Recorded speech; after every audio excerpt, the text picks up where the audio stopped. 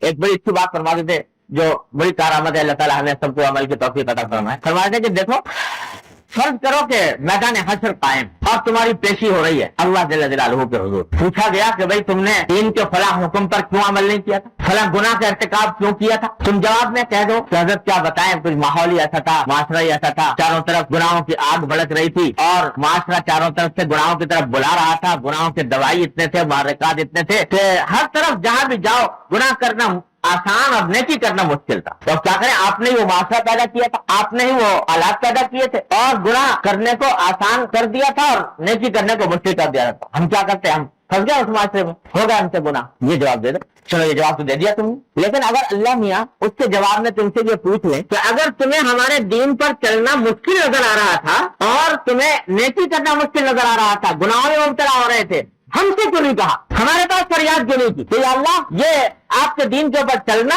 آپ کے دین کے تقاضوں پر عمل کرنا میرے لیے مشکل ہو رہا ہے، یہ معاشرہ مجھے کھائے جا رہا ہے، یہ ماحول مجھے میرے اوپر غالب آ رہا ہے، تو اللہ آج اپنے فضل کرم سے مجھے اس ماحول پر غالب کیجئے، مجھے اس معاشرے پر غالب کیجئے۔ ارے سارا قرآن ہم نے بھرا ہوا تھا یہ کہتے کر کے ان اللہ علی کل شیء قدیر، ان اللہ علی کل شیء قدیر، اللہ تعالیٰ ہر چیز پر قادر ہے۔ اور سارے قرآن میں تم کو دعوت دی تھی کہ ہمیں پکارو، ہم سے مانگو، جو کوئی مشکل ہو رہی ہو، جو کوئی پریشانی پیش آ رہی ہو، ہم سے کہو، ہم سے کہو۔ تو ہم سے تم نے کیوں نہیں کہا؟ کیا یہ سمجھتے تھے کہ ہماری قدرت میں نہیں ہے کہ ہم اس معاشرے کے اندر ان حالات کے اندر تمہیں دین پر چلنے کی توفیق دے دیں؟ کیا ہمارے قدرت میں نہیں تھا؟ بتاؤ اس سوال کا کیا جواب دو؟ پہلے سوال کا جواب تو دے دیا کہ صاحب معاشرہ خراب تھا، یہ تھا وہ تھا، لیکن اس سوال کا کیا جواب دو کہ تم نے اللہ کو پکارا کیوں نہیں، اللہ سے مدد کیوں نہیں مانگی؟ اگر معاشرے کی وجہ سے تمہارے لیے دین پر چلنا مشکل ہو رہا تھا تو ہم کو پکارتے، روز دعا کرتے کہ اللہ میں باہر نکل رہا ہوں، گھر سے باہر جا رہا ہوں، معاشرہ خراب ہے، خدا جانے میرا آنکھ میری نگاہ بہکے یا میرا کان بہکے یا زبان بہکے، اللہ میری حفاظت فرمائی کہ میں گناہ